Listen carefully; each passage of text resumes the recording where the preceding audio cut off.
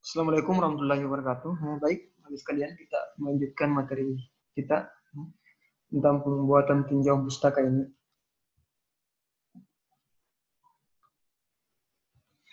Ayat sekalian ya, harus kita pahami bahwa tinjauan pustaka yang dibuat diharapkan memberikan landasan teoritik ya, bagi tujuan penelitian yang akan dicapai. Sehingga semua poin yang ada pada tujuan khusus harus ada landasan teorinya pada tujuan pustaka. Di bab 1 kan ada sekalian telah kita membuat latar belakang, kemudian kita membuat tujuan. Di tujuan itu kan ada tujuan khusus. Tujuan khusus ini kan secara spesifik menggambarkan tentang kondisi variabel penelitian kita ya, dalam hubungannya antara variabel independen dan variabel dependen. Variabel independen dan variabel independen adalah variabel yang mempengaruhi dan variabel dependen adalah variabel yang terikat dipengaruhi. Dan ini semestinya ada sekalian apa yang dipaparkan di tujuan khusus hubungan dengan variabel kita, maka harus ada landasan teorinya pada tinjauan pustaka. Ya. Misalnya harus runut. Misalnya kalau kita ingin meneliti tentang konteks ya, pada remaja, ya, maka kita harus meneliti tentang apa itu konteks. Ya. Atau misalnya kita ingin meneliti tentang pemberian ASI eksklusif dalam hubungan dengan pengetahuan ibu misalnya. Untuk mengetahui ya hubungan pengetahuan ibu dengan pemberian ASI eksklusif, maka tentu kita harus melakukan tinjauan tentang apa itu pengetahuan ibu, dan secara khusus juga kita harus meninjau apa itu pemberian ASI eksklusif. Artinya apa? Secara teori semua landasan-landasan teori sehubungan dengan penelitian kita semuanya telah dipaparkan secara tuntas di tinjauan pustaka, sehingga tidak ada hal-hal yang kemudian tidak tergambarkan landasan teorinya dan tidak ada alasan bagi kita bisa menjelaskan dari setiap teori yang kita angkat dalam penelitian tersebut sehubungan dengan variabel penelitian kita. Kemudian secara sistematik tinjauan pustaka dan sekalian urutannya seperti ini ya. Dia berisi hasil penelitian sebelumnya. Kemudian sumber bacaan yang digunakan dapat berupa buku teks ya, atau textbook ya, seperti saya katakan tadi. Ada kamus. Kamus ini bisa digunakan ketika ada istilah-istilah tertentu berhubungan dengan definisi. Ya. Begitu pula dengan jurnal ilmiah, jurnal ya, majalah, bulletin, skripsi atau laporan tugas akhir.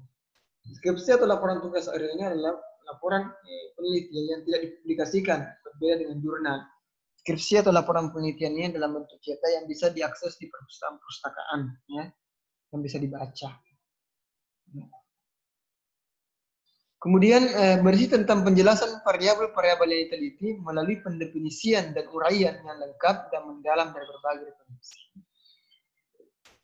Dari berbagai referensi yang sekalian, artinya kita membandingkan dari beberapa referensi yang telah mengutip atau yang telah menjelaskan variabel-variabel yang dimaksud tersebut.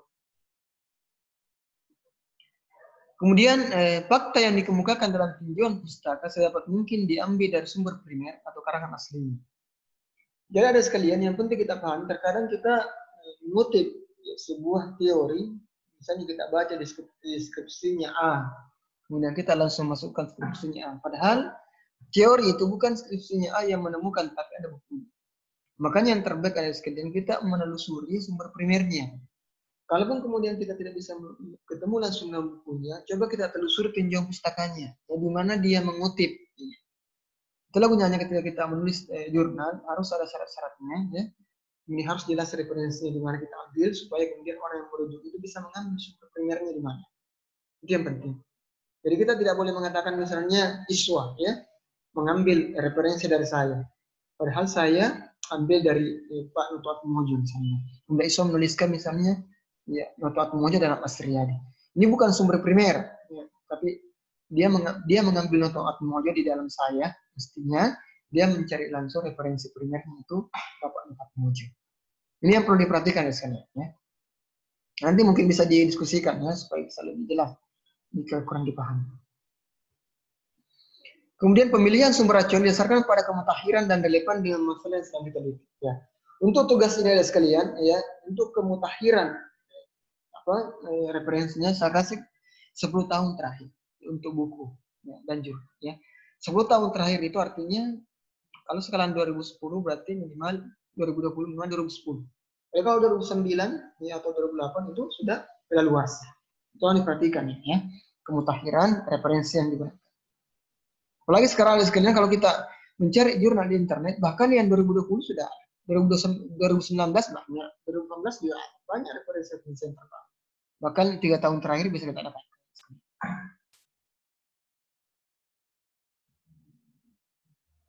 Kemudian beberapa langkah-langkah penyusunan tinjauan pustaka.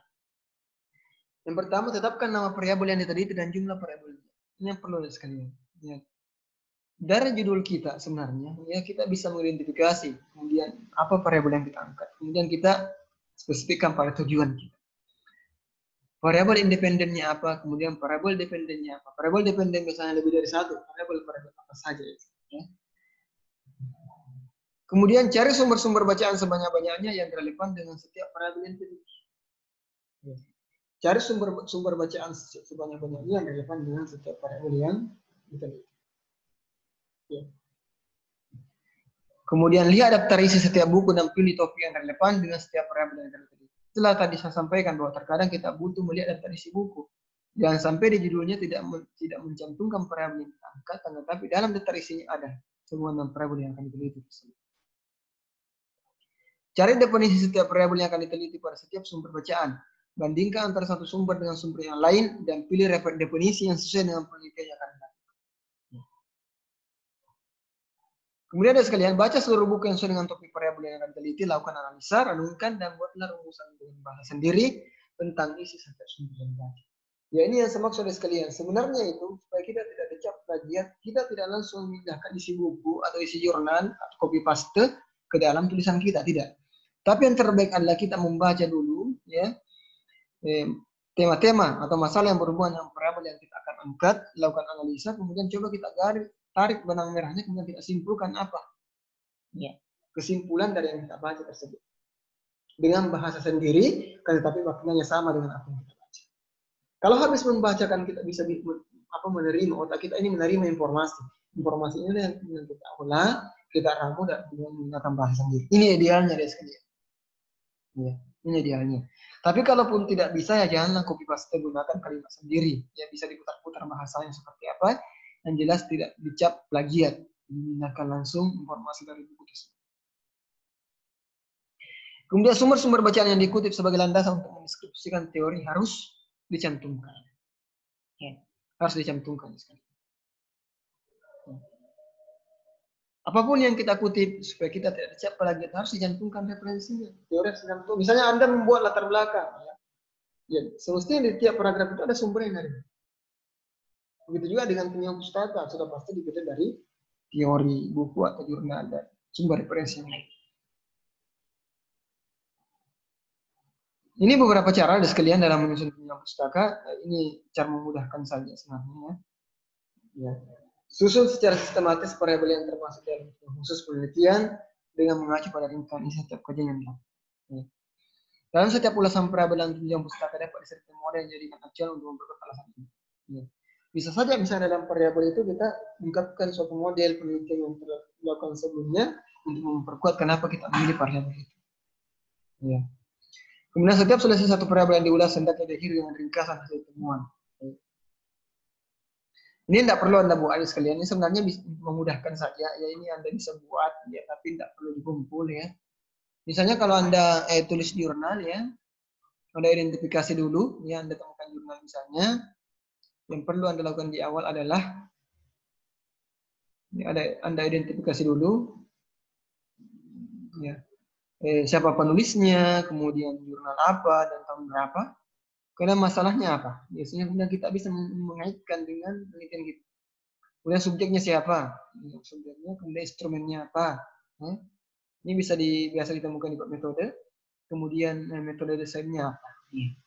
Kemudian apa yang ditemukan dari hasil penelitian tersebut kita bisa. Saya kemudian ini bisa langsung di copy paste ya sekalian. Ini kita sebenarnya seperti ini bisa langsung di copy paste. Bahwa hasil penelitian Astuti Made pada tahun ini menunjukkan bahwa semakin baik asupan gizi maka semakin baik posisi. Kalau misalnya kita meneliti tentang status gizi anak, misalnya, dan pujian dengan ini misalnya ya, tentang prevalensi KIV pada balita.